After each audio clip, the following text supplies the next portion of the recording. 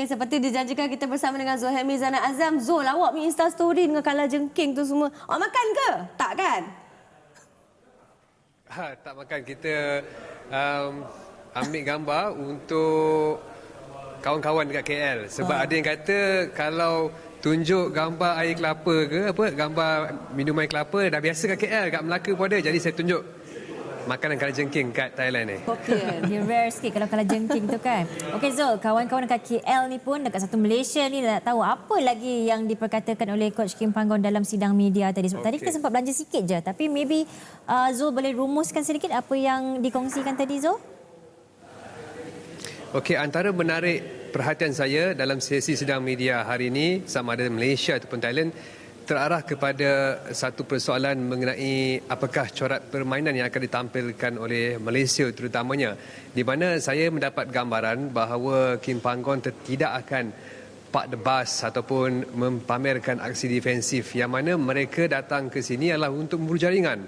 Kerana bagi mereka, seperti yang dikatakan oleh Stuart Wilkin juga kepada saya tadi, yang mana jika mereka mendapat satu gol, pasukan lawan perlu melakukan 3 kali jaringan. Jadi itu sedikit sebanyak memberi tekanan kepada pihak lawan yang sejujurnya saya melihat ada sedikit kelebihan kepada pasukan negara. Dan antara lain yang dikongsi oleh Kim Panggon, beliau belum mahu mengesahkan ataupun memberi gambaran siapakah yang akan diturunkan di posisi right back ataupun pertahanan kanan susulan Azam Azmi Murad sudah bebas daripada pergantungan perlawanan, di mana beliau kini memiliki 2 pilihan di posisi tersebut.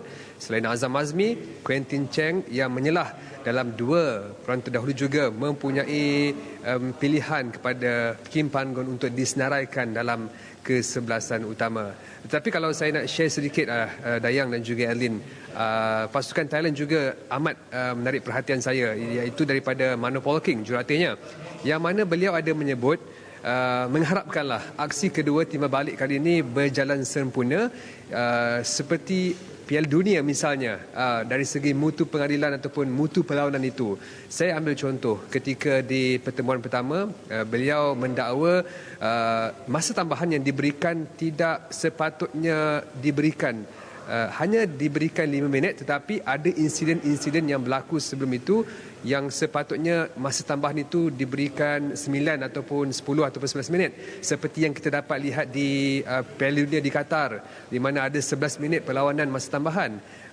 Dan secara tak langsung beliau mengakui insiden pada separuh masa kedua yang membabitkan Dominic-Tan dan insiden kekasaran yang menyebabkan bola ataupun gol pasukan Malaysia tidak dikira itu.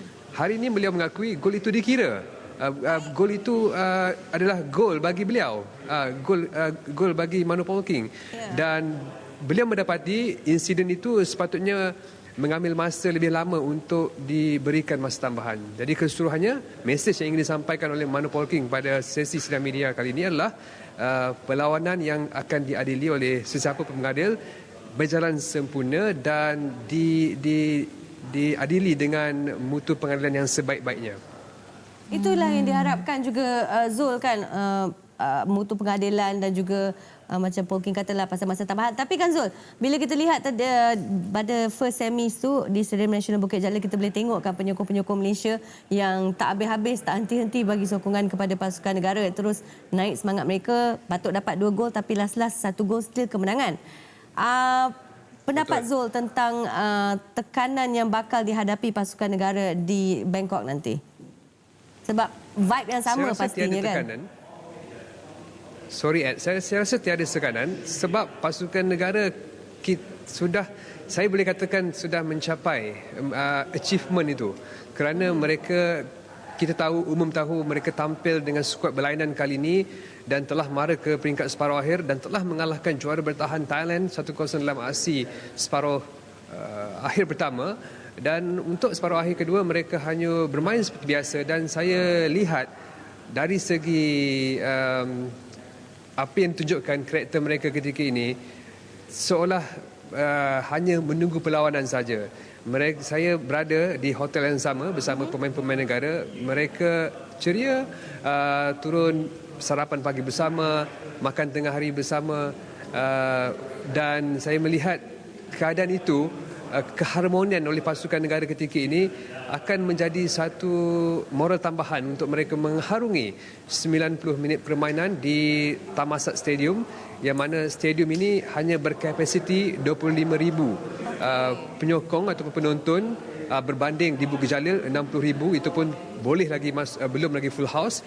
Jadi dari segi tekanan saya tidak nampak kepada pasukan negara, tetapi saya memilih pasukan tuan rumah lebih tertekan kerana beraksi di laman sendiri dan juga hadir dengan reputasi selaku juara bertahan. Kalau Malaysia dapat away goal tu dah memang kelebihan dah.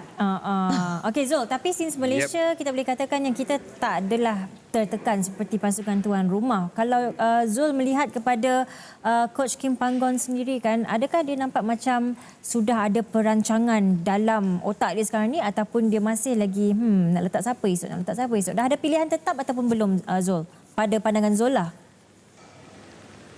Saya rasa Kim Panggon sudah mempunyai perancangan rapi. Pemain mana yang akan dipertaruhkan itu kekal menjadi rahsia ataupun kekal menjadi misteri. Dan saya percaya Kim Panggon akan melakukan kejutan dalam kesebelasan utama. Mengenali Kim Panggon, sentiasa ada perubahan dalam kesebelasan utama dari satu perlawanan ke satu perlawanan. Jika kita ambil contoh aksi terakhir, beliau menggandingkan Litak, Brandon Gunn dan juga Stuart Wilkin di bahagian tengah berbanding aksi bertemu Singapura, Mohiri Ajmal, Stuart Wilkin dan Brandon Gunn. Tetapi pada pertemuan menentang Thailand separuh akhir kedua ini, saya menjangkakan kombinasi yang berbeza. Kombinasi yang saya rasa akan lebih untuk boleh bersaing melakukan serangan.